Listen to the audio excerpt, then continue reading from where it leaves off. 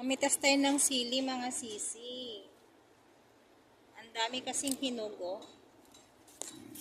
Daming hinugo. Kinakain kasi siya ng ibon eh. Ayun o, dami niyang hinugo. Kinakain siya ng ibon kahit ano, kahit maanghang. Kinakain siya. Pitasin natin kasi sayang. Kung babad natin sa suka.